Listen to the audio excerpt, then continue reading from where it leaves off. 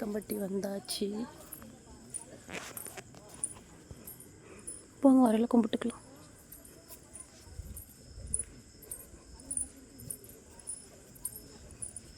ஜீவசமாதி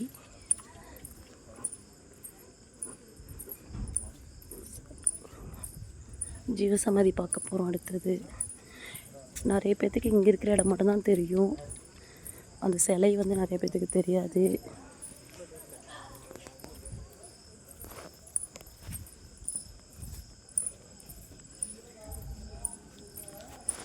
இங்கே வந்து நைட்டு தங்குறவங்களும் இருப்பாங்க, தங்கிக்கலாம். பனி செய்கிற மாதிரி இருந்தாலும் தங்கிக்கலாம், ஆதார் கார்டெலாம் கொடுத்துட்டு.